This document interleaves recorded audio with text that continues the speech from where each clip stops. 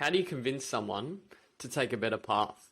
There's a story from a good friend of mine, Gilly, talk about a lot, good friend of ours, about when he was 14, grew up very Catholic, wanted to become a priest, went home, told his mum that he wanted to be a priest. And when most people, was very ahead of her time, most people would have said, that's probably not the best path, it's stupid for these reasons, you're only 14, blah, blah, blah, you're not ready for that, and all this sort of usual stuff that'd be a knee-jerk reaction.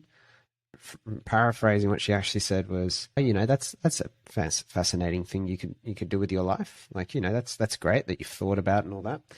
Instead of like dropping out of school to go be a priest, why don't you just keep going to school just in case you want to change your mind, and in that way, in case. But yeah, that's basically all up. I just think that's a really good example of how we treat this, because this topic is like super controversial. There is a massive trend especially with what I call the typical constant student, right? They have a lot of interests and they're very proactive about life. They always want to learn. They want to improve in all areas. Yet the other thing a lot of us have in common is everyone really is very pro-social and loves helping people, especially opening doors for friends and family. They see the gap in people's potential, especially those they care about, and they're desperate to fill it. But in our desperation to fill it, we often drop in opportunities in front of people or encourage them that they should be doing X or Y with their time, and normally met with resistance. And so many people are always confused about, I give them great opportunities, why don't they go and do it? Or why don't these people tell me their ideas? I tell them what they can do next and they don't follow through with it. And this is frustration we have.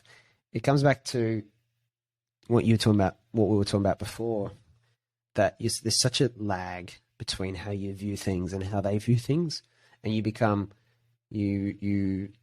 that difference increases, I guess, as you're becoming more self-directed, as you're learning new things, doing new things. The gap between the way your worldview and others increases, right? It gets further apart, and that removes a lot of the capacity to understand. So we normally rush those people. We normally make them go way faster than they're ready to. Gilly didn't end up becoming a priest, right? He became a lawyer, had a very distinguished career in law, which led to a lot of other things too. And, he looks back, he's super grateful for the way his mother, say, handled it. I think the other example is me and probably drinking. So my dad doesn't drink. And so for that reason, I wasn't really ever planning to be a drinker myself. But I did find, drinking and enjoyed it and had good fun. But I was initially very worried, like, shit, if Dad sees me drinking, whatever, he'll get pissed. Pun not intended. Then eventually, obviously it became a bit more normal that I was drinking. Didn't really ever create a problem. Was never told off or anything like that.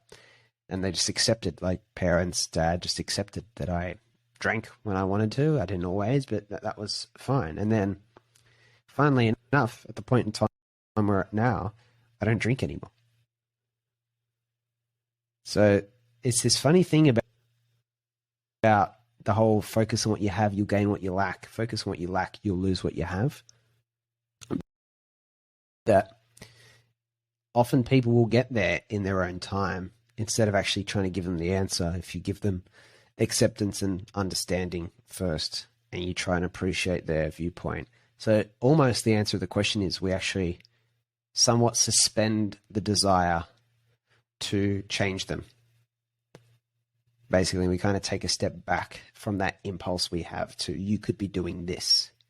But often they're not ready to do that. And it's a learning curve that anyone on this path kind of goes down, whether it's how they look at things and their mindset, or whether it's what they're working on. And yeah, I think you had a great follow-up before about who do we help? Is that right? Do you want to elaborate on that?